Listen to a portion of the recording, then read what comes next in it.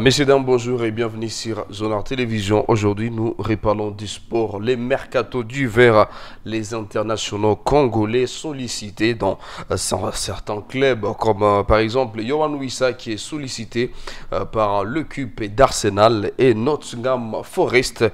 Nous reviendrons également sur l'actualité des Fiston Mayele, annoncé en Arabie Saoudite et dans le club Al Riyad.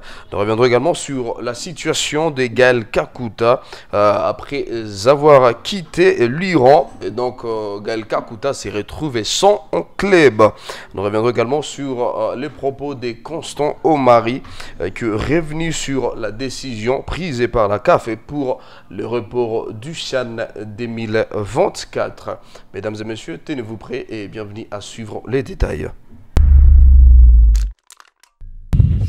Allez, bienvenue à vous à suivre cette production sportive d'aujourd'hui où nous parlons cette actualité de Yohan Wissa ou les mercatos hivernales qui s'annoncent très agités pour lui.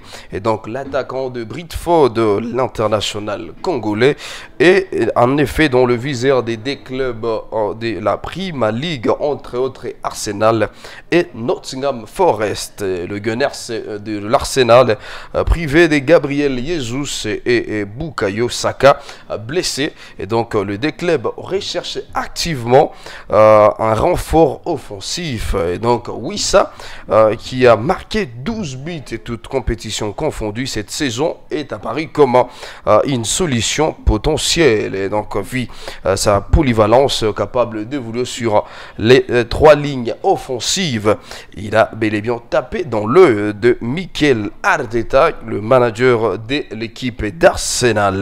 Et du côté de Nottingham Forest, l'intérêt pour Wissa est conditionné au départ de Taiwo Aoni. Voilà, c'est ça les noms. Et donc l'attaquant nigérien est courtisé par West Ham United, et si un transfert serait accompli, et donc Forest tournerait le regard vers Wissa pour combler les vides laissés par ses joueurs. Et donc Wissa qui a brillé à Britford est donc un joueur, il est donc bel et bien un joueur convoité. Donc sa capacité à marquer des buts et donc sa polyvalence font de lui un atout précieux pour les deux clubs anglais. Donc il reste à savoir si un de ce club parviendra à convaincre la direction de Britford, et donc Wissa pourrait bel et bien rejoindre l'un de ces deux clubs anglais dans ces mercatos hivernales. Et donc on ne va pas s'éterniser sur l'actualité de Yohan Wissa. Parlons également de Fiston Mayele qui évolue en Égypte, et précisément dans le club Pyramide FC. Et donc Fiston Mayele est annoncé à Al Riyad, à l'international congolais. Fiston Mayele suscite l'intérêt du club arabe Al Riyad Football en Arabie Saoudite. Et le meilleur buteur des Prima League FC, plutôt des Pyramides FC voulais-je dire, est courtisé pour sa performance offensive dans l'attaque du club égyptien. Voilà, et la formation arabe serait prêt à tout miser pour s'attacher les services du Léopard. Donc le joueur congolais figure parmi les priorités de les recrutements dans ces mercatos d'hiver. Et donc une offre officielle et d'ailleurs serait proposé pour recruter les joueurs de Pyramide. Donc l'offre a été soumise au club égyptien et les négociations entre les deux parties ont bel et bien eu lieu, et donc un accord pourrait être trouvé dans le prochain jour. Et donc vu sa forme et son énergie actuelle, la clause libératoire de Mayele coûterait au moins 1 million d'euros au club saoudien qui veut s'attacher de ses services. Et donc si ce club est prêt à a vidé son sac pour se rassurer d'avoir gagné le joueur congolais Fiston Mayele, qui est dans le viseur de ces clubs et qui montre que Mayele serait une potentielle dans l'arrivée les recrutements durant ces mercato d'hiver. Parlons également de Gaël Kakuta, l'international congolais, qui ne fait plus partie de l'effectif d'Estegal F100 du Rhône. Et donc, 5 mois après son arrivée d'Amiens à l'été 2024, d'après les informations parvenues à notre CUP, les deux parties sont parvenues à un accord pour la rupture à l'amiable du contrat du l'ailier. Donc, le Léopard des 33 ans est désormais libre de négocier avec les clubs de son choix. Pour rappel, Gaël Kakuta a évolué dans plusieurs grands clubs, et d'ailleurs plusieurs grands clubs anglais, entre autres on peut retrouver comme Chelsea, il y a Bolton, il y a Fulham, et d'autres clubs français comme Dijon.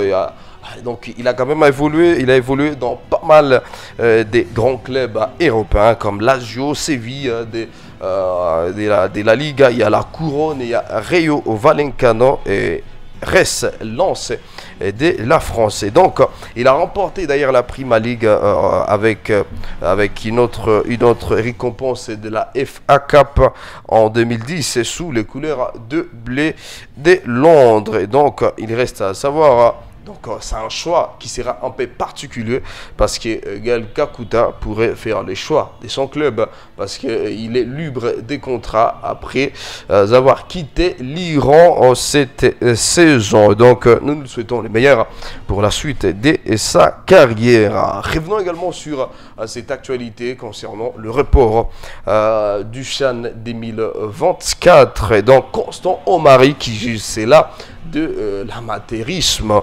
De son côté, l'ancien président de la Fédération de Football Association n'a pas mâché ses mots face au report du coup d'envoi de la 8e édition du championnat d'Afrique des Nations. Et donc, il a déclaré dans une récente interview ou une sortie médiatique qu'il a fait, Constant Omari a vivement critiqué la décision de la CAF de reporter les tournois de février en mois d'août prochain. Et donc, si je peux citer, le moderne n'a pas été vraiment très silencieux suite à cette situation.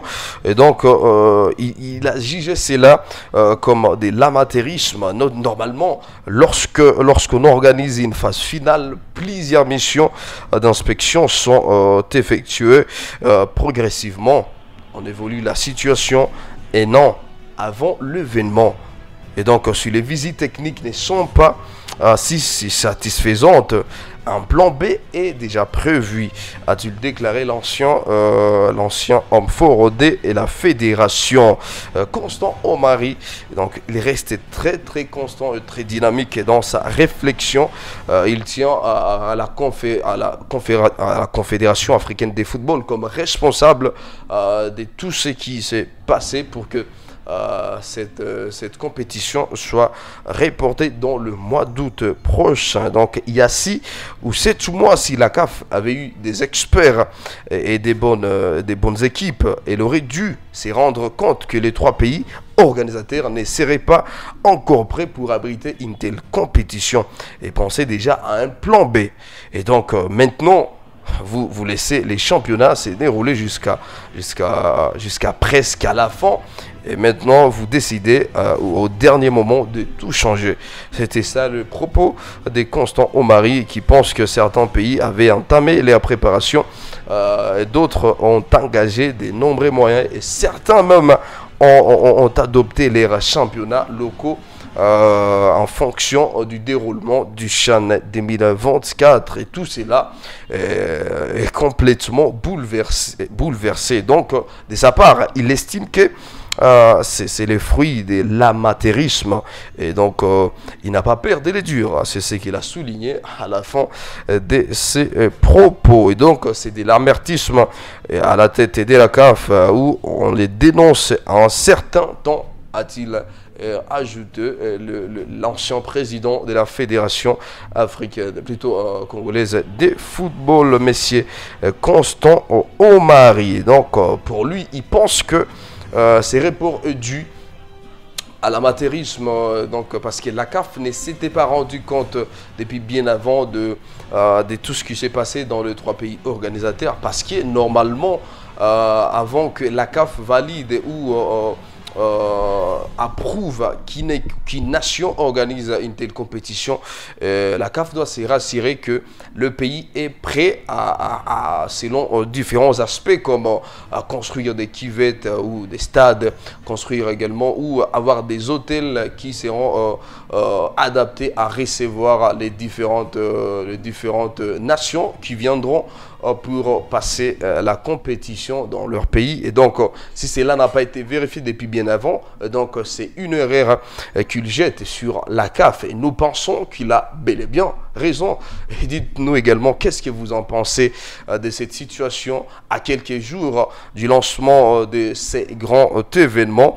La CAF qui décide carrément de tout reporter dans le mois d'août, pendant que certaines nations avaient déjà mis certains moyens en place pour pouvoir se déplacer, et d'autres même ont mis leurs championnats locaux selon selon le programme du CHAN, qui est malheureusement reporté dans le mois d'août. Et donc, dites-nous, c'est quoi votre point de vue sur cette situation que Constant Omari juge d'amateurisme. Et donc, ça sera tout pour cette production sportive d'aujourd'hui.